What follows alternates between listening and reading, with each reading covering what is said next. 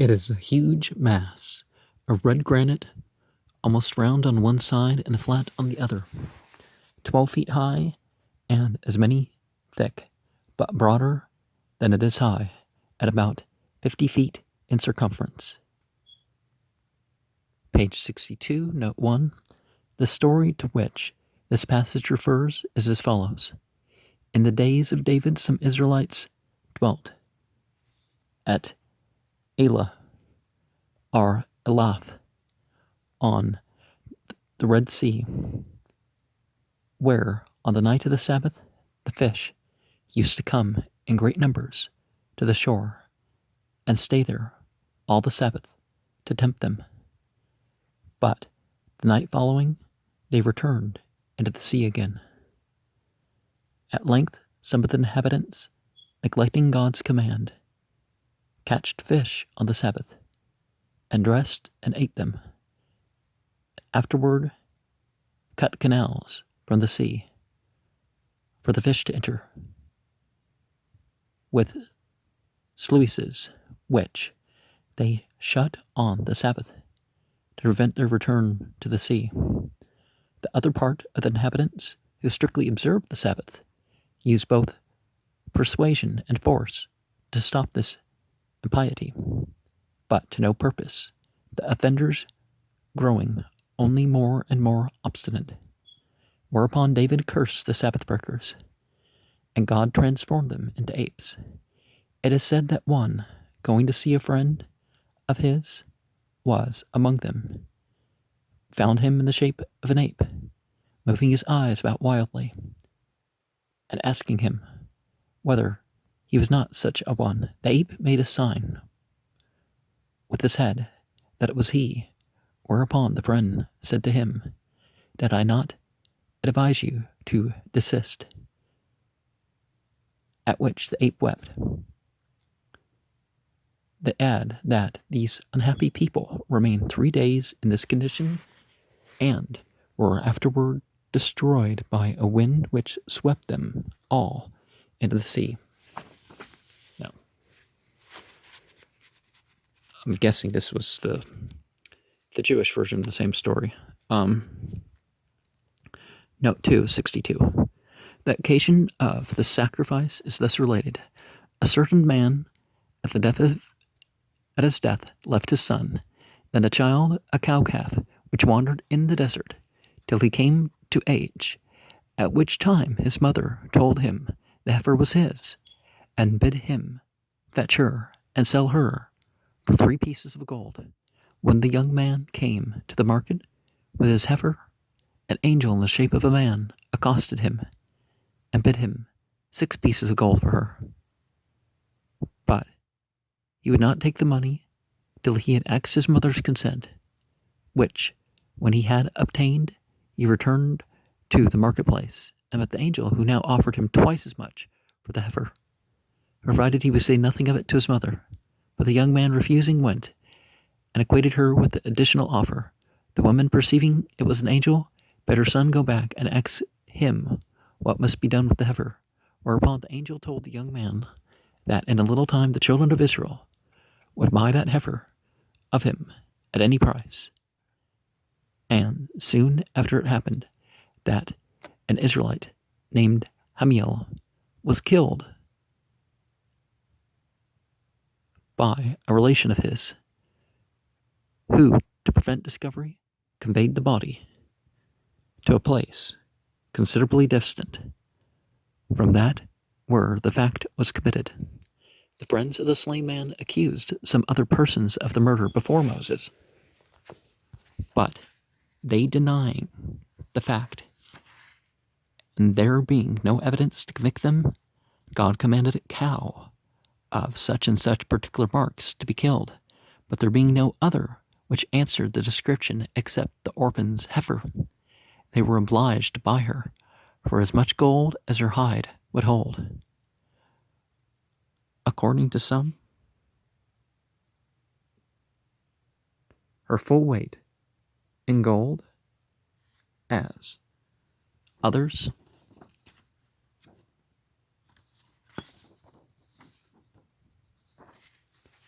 And as others say, for 10 times as much.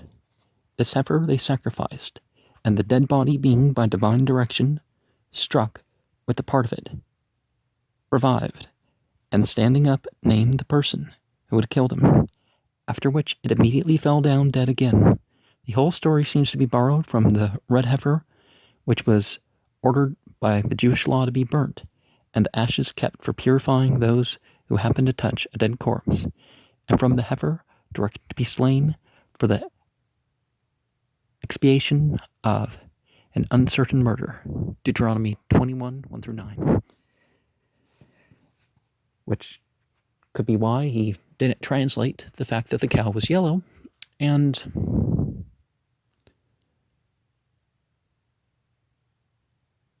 we're kind of ignoring the obvious incident that it's neither of the two, but a third.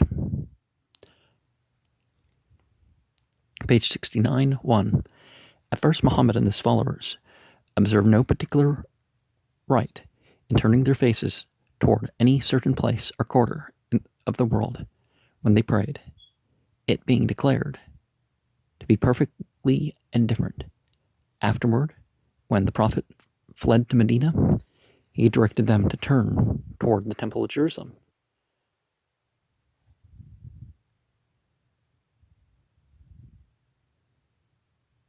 And it didn't actually ingratiate him towards the Jews, but actually increased their ridicule. But it did test the people who weren't of that lineage.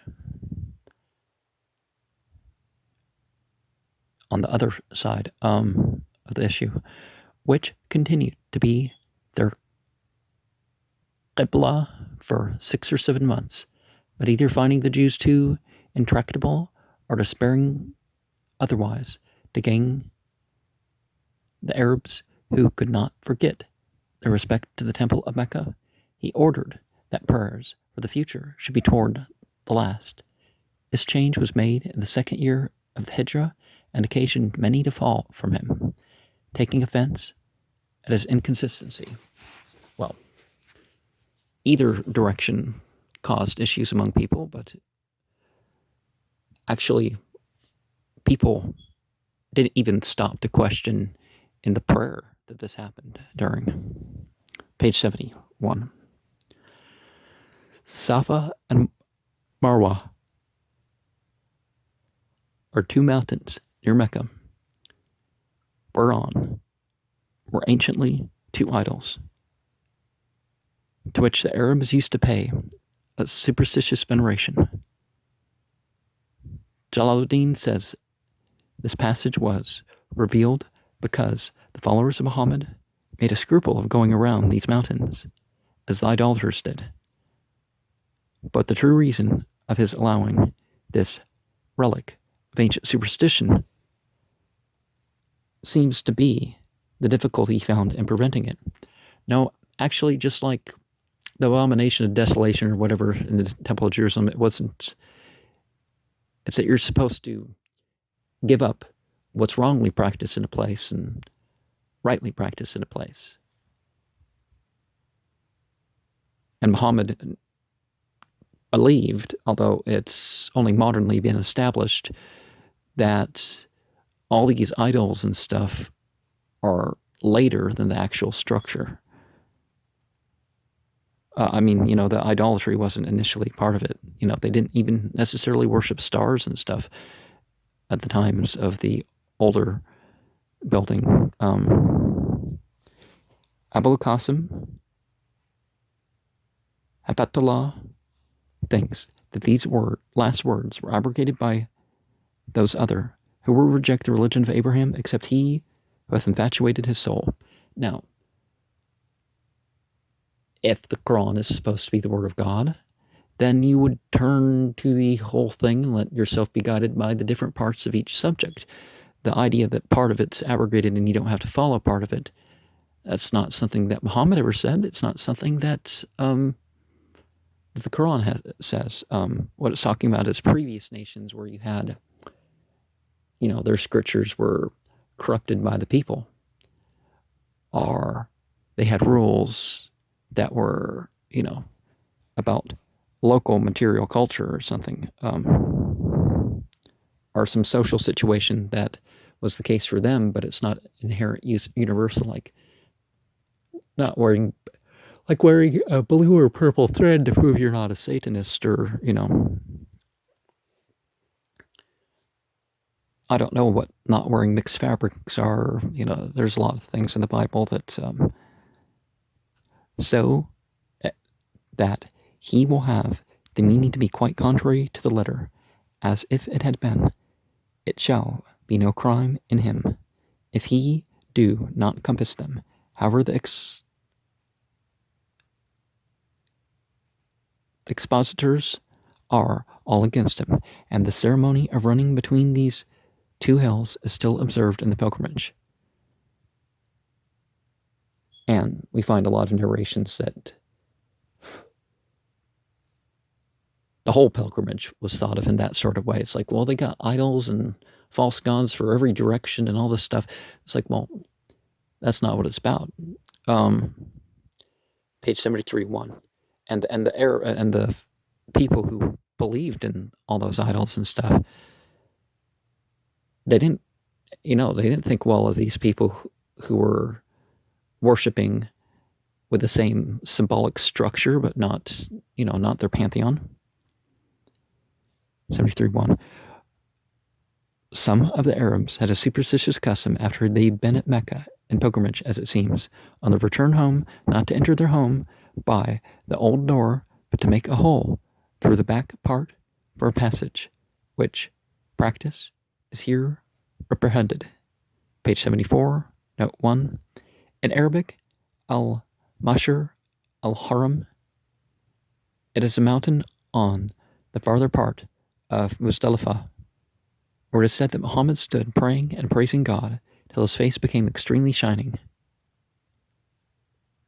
Bovovius calls it Fark, but the true name seems to be Kaza, the variation being occasioned only by the different pointing of the Arabic letters. Yeah, you can't render those two that different. You give another dot and you get a Z, but maybe it's, but F and K. Yeah, no. Page 81. Those were some of the children of Israel who abandoned their dwellings because of a pestilence, or, as others say, to avoid serving in a religious war. Islam doesn't have, everything's supposed to be in a religious context. So, but it's not, Islam doesn't have such thing as forcing religion. But as they fled, God struck them all dead in a certain valley. About 8 days or more after, when their bodies were corrupted, the prophet Ezekiel, the son of Buzi, happening to pass that way, at the sight of their bones wept. Whereupon God said to him, Call to them, O Ezekiel, and I will restore them to life. And accordingly, on the prophet's call, they all arose and lived several years after, but they retained the color and stench of dead corpses as long as they lived, and the clothes they wore changed as black as pitch, which qualities they transmitted to their posterity.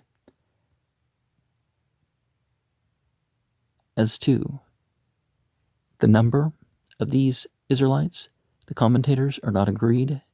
They who reckon say at least they were 3,000, and they who reckon most 70,000. This story seems to have been taken from Ezekiel's vision of the resurrection of dry bones. Note 2 of page 80. This ark, says Jalaluddin, contained the images of the prophets, and was sent down from heaven to Adam, and at length came to the Israelites, who put great confidence therein, and continually carried it in the front of their army, till it was taken by the Amalekites. But on this occasion the angels brought it back, in the sight of all the people, and placed it at the feet of Kalut, who was thereupon unanimously acknowledged for their king.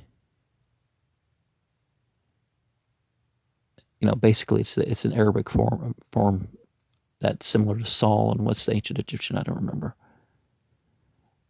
This relation seems to have arisen from some imperfect traditions of the taking and sending back to the ark by the Philistines.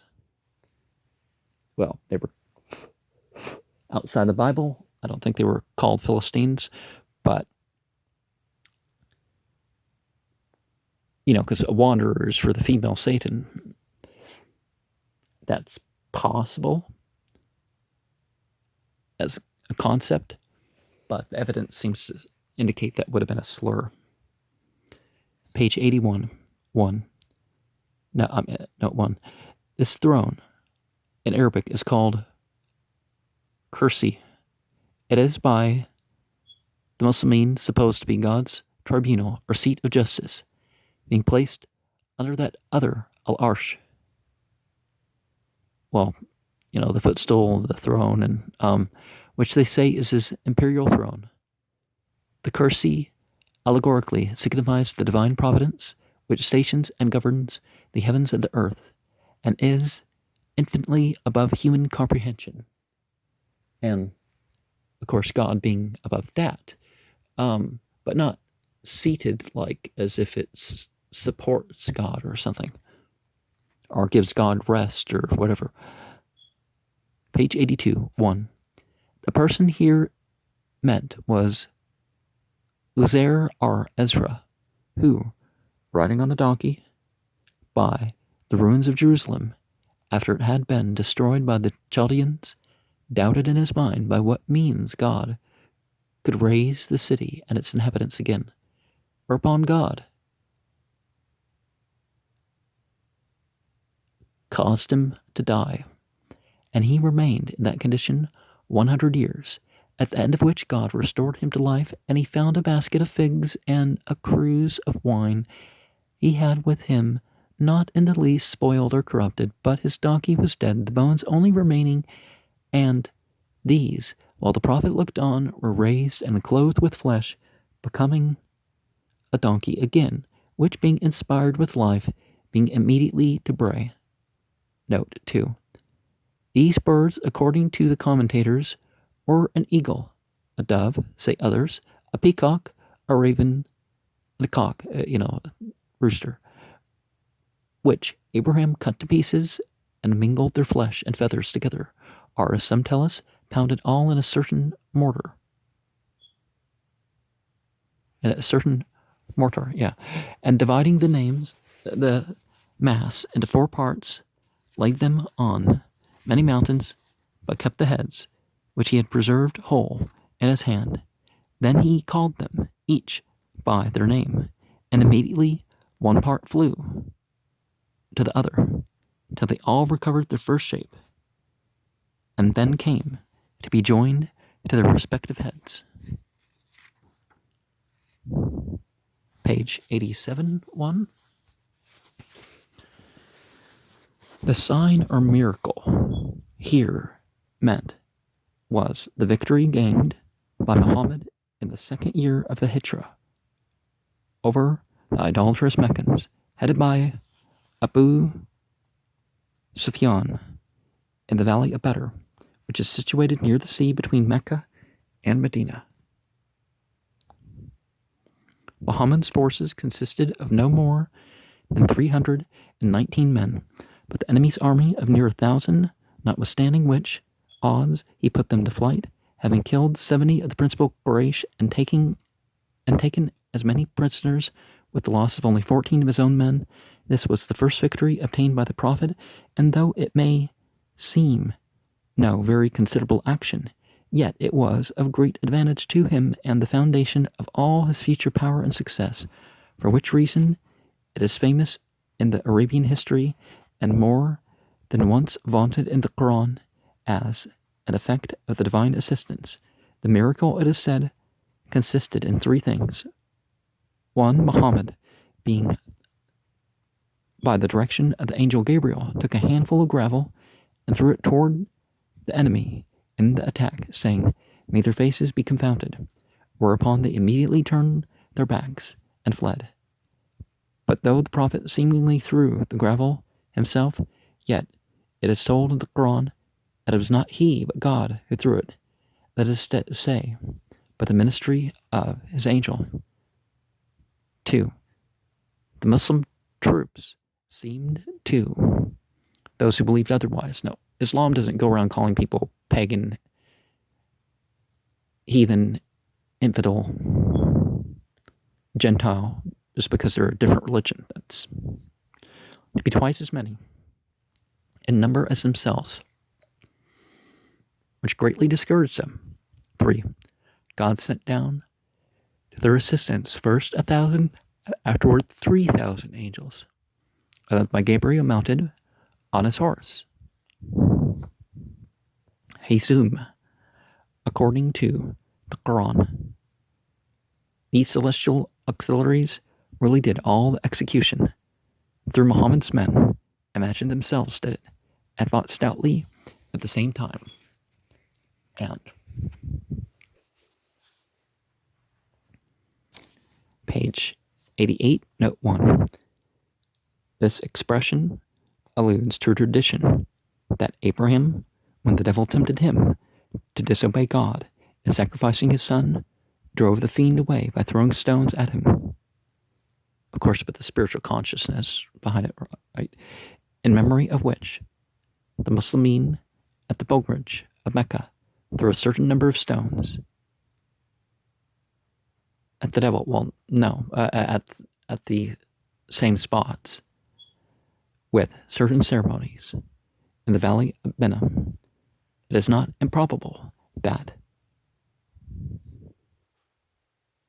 the pretended Immaculate Conception of the Virgin Mary is intimated in this passage, for according to a tradition of Muhammad, every person that comes out in the world is touched at his birth by the devil, and therefore cries out, "Mary and her son, only accepted, between whom..."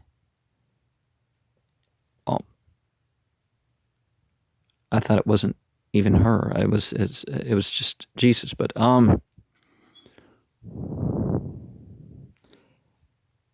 between whom and the evil spirit God placed a veil, so that his touch did not reach them. And for this reason, they say, neither of them were guilty of any sin, like the rest of the children of Adam, which peculiar grace they obtained by virtue of this recommendation of them by Hannah to God's protection. And so there's two things here. One, is the Immaculate Conception thing necessary as a Quranic doctrine? No, it's not. I mean, people can believe it, but it doesn't seem to be chronically necessary. Same thing with Jesus still being alive. It doesn't seem to be chronically necessary. But if there was an Immaculate Conception, then you'd have to say that God is not the Father, or that God's not a male. Either way, it doesn't make Jesus out to be the Son of God in a literal sense. Page 89, 1. I mean, even the biblical, the Christian phrase of the Immaculate Conception stuff. Page 89, note 1. Besides an instance of this given in the Quran itself, which I shall not here anticipate, a Muslim writer tells two stories. One of Jesus speaking while in his mother's womb to reprove her cousin Joseph for his unjust suspicions of her, and another at his giving an answer to the same person soon after he was born. Now, of no very great credit indeed, he of course means that the guy didn't swear to the truth of the Bible. He just swore to the truth of the tradition he was passing on, the narration chain, which has been fully investigated and all that sort of stuff, and has continued to be looked at.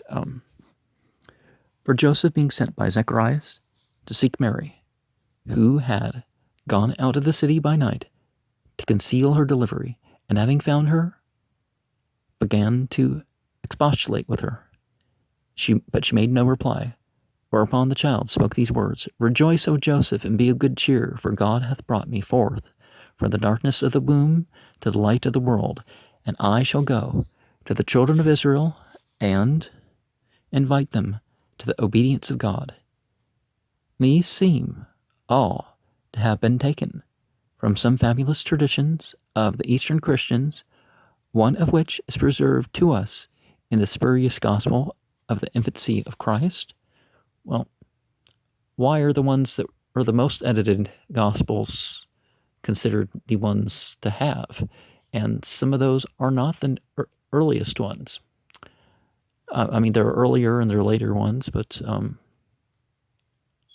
of course, in a way, you could say the canonical gospels are the latest ones of all, except some of the New Age ones, because after Greek, you had further edits, versions, where we read that Jesus spoke while yet in the cradle and said to his mother, Verily I am Jesus, the Son of God, the word which thou hast brought forth, as the angel Gabriel did declare unto thee, and my Father hath sent me to save the world. Now, when we render some of these things into Greek and stuff, we get different sorts of phrases. If somebody says they're attached to the house of God or they're a source of piety for God, it doesn't mean they're literally a son of God. And provider provider of the dwelling doesn't always mean a literal father. But page 90, note 1. Jalaluddin, is he quoting Rumi's poems or something? Mentions 3 persons whom Christ restored to life and who lived several years after, and had children, these Lazarus, the widow's son, and the publicans. I suppose he means the ruler of the synagogue's daughter. He adds that he also raised Shem, the son of Noah, who, as another writes, thinking he had been called to judgment, came out of his grave with his head half gray, whereas men did not grow gray in his days, after which he immediately died again. Note 2. The stratagem of gods was the taking of Jesus up into heaven and stamping his likeness on another person who was apprehended and crucified in his stead. For it is the constant doctrine of the Muslimin that it was not Jesus himself who underwent that ignominious death, but somebody else in his shape and resemblance. And the Bible indicates how that could be true, because they didn't know Jesus from other people. It certainly wasn't this blonde guy, this blonde or maybe blonde and reddish-haired sort of person. Well, usually some brown in the hair, but you know what I mean. It's this white guy. The person crucified, some will have to be a spy that was sent to entrap him. Others, that it was one Titan who, by the direction of Judas, entered in at a window of the house where Jesus was to kill him, and others that it was Judas himself who agreed with the rulers of the Jews to betray him for 30 pieces of silver, and led those who were sent to take him. They add that Jesus, after his crucifixion and effigy, was sent down again to the earth to comfort his mother and disciples and acquaint them how the Jews were deceived, and was then taken up a second time into heaven. It is supposed by several that this story was an original invention of Mohammed's, and Muhammad's constantly talking against the people who would invent religion, but they are certainly mistaken, for several sectaries held the same opinion long before his time. The Basilidians, in the very beginning of Christianity, denied that Christ himself suffered, but that Simon the Cyrenian, was crucified in his place. The Corinthians before them, and the Carpocratians next. No name more of those who affirmed Jesus to have been a mere man did believe the same thing, that it was not himself, but one of his followers, very like him, that was crucified. Photius tells us that he read a book entitled The Journeys of the Apostles,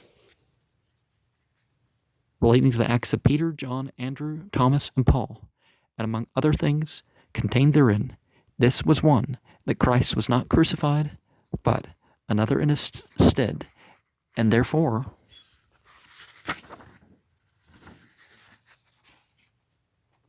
he laughed at his crucifiers, or those who thought they had crucified him. I have in another place mentioned an apocryphal gospel of Barnabas, originally of some nominal Christians, but interpolated since by the Muslimin. Well, just like the Song of Solomon, I'm sorry, it's been proven that some of these things predate Muhammad, which gives this part of the history of Jesus, with the circumstances too curious to be omitted. It is therein related that the moment the Jews were going to apprehend Jesus in the garden, he was snatched up into the third heaven by the ministry of 4 angels: Gabriel, Michael, Raphael, and Uriel.